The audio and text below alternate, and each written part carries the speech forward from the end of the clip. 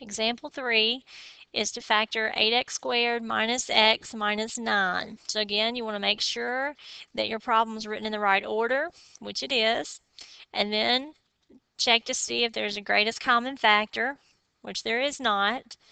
Then we start the process. Multiply first number times the last number. 8 times negative 9 would be negative 72. Okay, make a list of all the factors of 72. 1 times 72, 2 times 36, 3 times 24, 4 times 18, 6 times 12, 8 times 9. Okay, some of your numbers may get large. I would just go in order just like I did. Start with 1, then move to 2, move to 3, and so on, so that you don't skip around and miss a number. Okay, this is a negative 72. If it is negative, this means you want the two numbers that will subtract to give you the middle term. So we want this to subtract to be negative 1x. Okay, what two numbers would subtract to be negative 1? Well, it's 8 and 9. And then how do we know what the signs need to be? If we need it to be a negative 1, the higher number would have to be negative.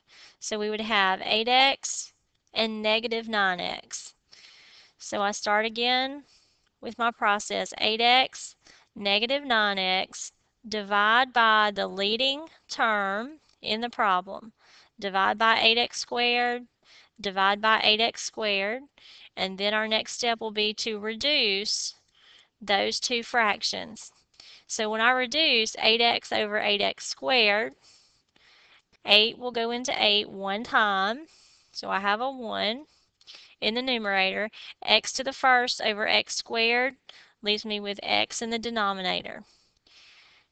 Okay, second group, negative 9 over 8 will not reduce. X over x squared would give me x in the denominator.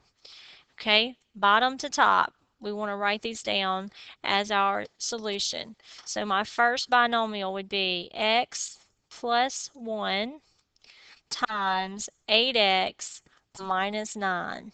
Okay, just how your signs are. This is your answer. Okay, you've just factored this trinomial. Again, you can check it. You're not going to be required on the homework to check these, but you can. It's a good idea to make sure that your signs are correct. So x times x would be 8x squared. X times negative 9 would be negative 9x. 1 times 8x. 1 times negative 9. Combine like terms. So this would be negative x. This is the polynomial that I started with. Okay, so now I know that my solution here is correct. Okay, let's look at example number 4. We have 15x squared plus 7x, and I want to change this. Okay, everybody pay attention to this change. We want that to be a negative 2. Okay, so I want 15x squared plus 7x minus 2. It is in the right order, and there's no common factor. So I'm going to multiply 15 times negative 2, which would be negative 30. Make a list of the factors of 30. 1 times 30, 2 times 15, 3 times 10, or 5 times 6. Okay, because it is a negative, this means I want the two numbers that will subtract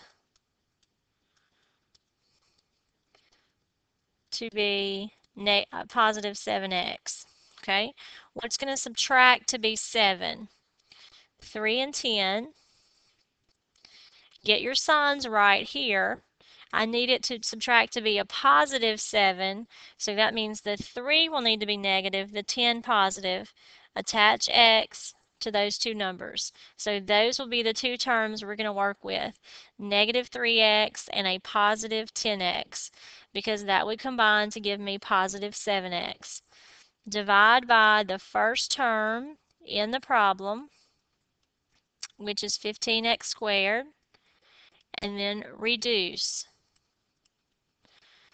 Okay, so when I reduce negative 3x over 15x squared, 3 will go into 15 5 times. Okay, x to the first over x squared, we know will reduce to x, so I'm going to have 5x in the denominator. In the numerator, I'm going to have a negative 1. Understood, negative 1. Because we actually say here 3 goes into 3 one time, 3 goes into 15 5 times. But that negative stays in the numerator. Reduce. 5 will go into 10 2 times. 5 will go into 15 3 times. So I would have 2 over 3. And x over x squared, we're leaving with x in the denominator. Okay, bottoms to the top. That would be 5x minus 1 times 3x plus 2.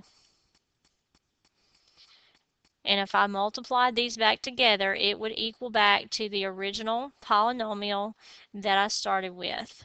Okay? All right. I have a few more examples that I'm going to do on the next part of the videos.